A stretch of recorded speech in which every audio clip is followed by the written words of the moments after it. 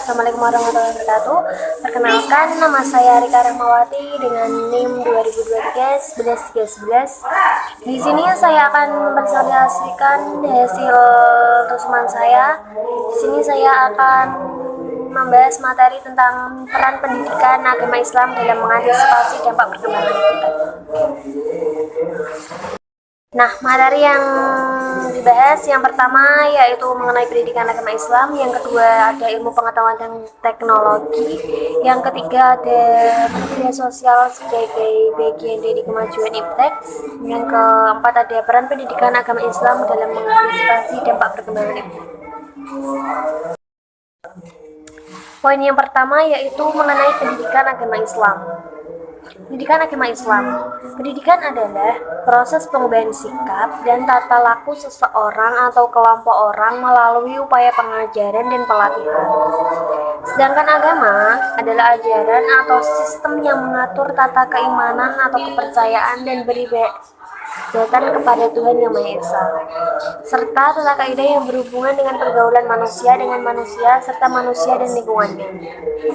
Nah, secara umum pendidikan agama Islam itu dapat diartikan sebagai suatu proses pengembangan potensi kreativitas peserta didik yang bertujuan untuk mewujudkan manusia beriman, bertakwa kepada Allah, cerdas, terampil, memiliki etos kerja yang tinggi, berbudi pekerti yang luhur, mandiri, dan bertanggung jawab terhadap dirinya, agama, bangsa, serta negara. Nah, selanjutnya poin yang kedua yaitu tentang ilmu pengetahuan dan teknologi atau iptek. Kata ilmu berasal dari bahasa Arab ilm yang berarti pengetahuan. Menurut KBBI, ilmu adalah pengetahuan tentang suatu bidang yang disusun secara bersistem menurut metode tertentu, yang dapat digunakan untuk menerangkan gejala tertentu di bidang pengetahuan itu.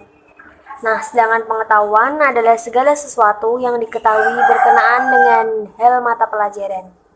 Adapun teknologi, dalam Kamus Besar Bahasa Indonesia diartikan sebagai kemampuan teknik berlandaskan ilmu pengetahuan yang berdasarkan proses teknis. Teknologi adalah ilmu tentang cara menerapkan sains untuk memanfaatkan alam bagi kesejahteraan dan kenyamanan hidup manusia.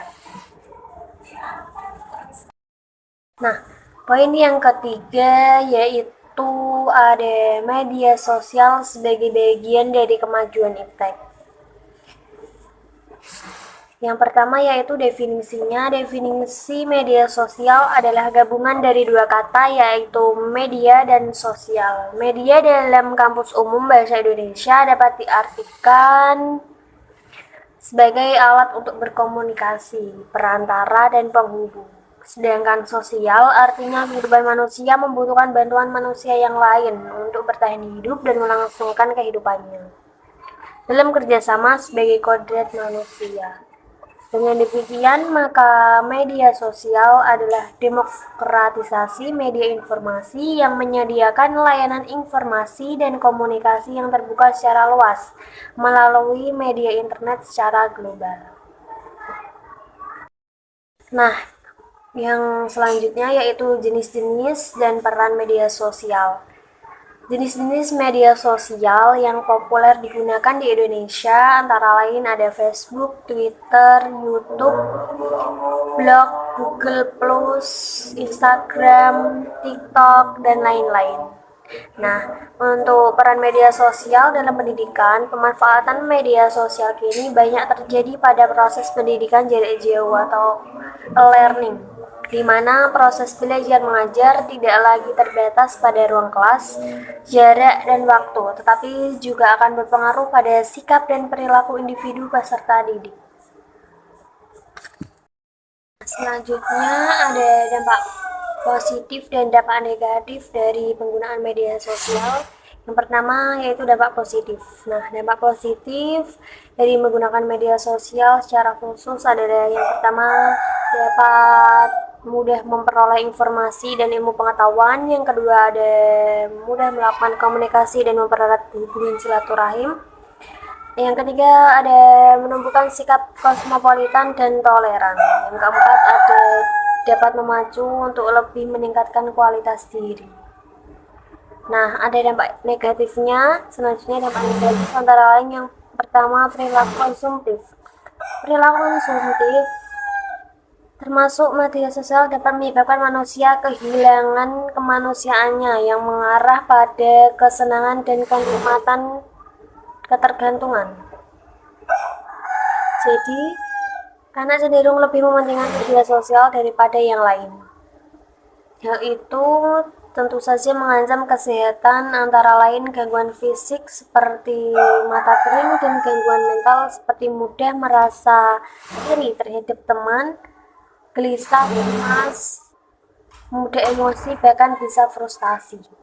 Yang kedua, ada tidak bisa mengontrol diri. Media sosial membuat lupa waktu sehingga menjadi malas belajar, menurunnya prestasi, dan lalai kewajiban terhadap agama seperti sholat. Yang ketiga, ada prestasi belajar yang menurun. Yang keempat, ada informasi yang tidak tersaring. Nah, poin yang terakhir yaitu mengenai peran pendidikan agama Islam dalam mengantisipasi dampak perkembangan iptek. Secara konseptual teoritis, kritik dan solusi telah dijadikan pertimbangan dalam mengembangkan kurikulum pendidikan agama di sekolah, bahwa pendidikan agama harus melaksanakan peran secara terpadu. Keterpaduan pembelajaran pendidikan agama dapat dilakukan dalam 3 bentuk kegiatan sekaligus. Yang pertama ada keterpaduan proses, keterpaduan materi, dan keterpaduan penyelenggaraan. Maka dengan demikian, pendidikan agama Islam harus menjalankan fungsi sebagai pengembangan, penyaluran, perbaikan, pencegahan, penyesuaian, dan sumber nilai dan pengajaran. Sekian presentasi dari saya. Mohon maaf apabila ada kesalahan kata, mohon dimaafkan. Sekian, terima kasih. Wassalamualaikum warahmatullahi wabarakatuh.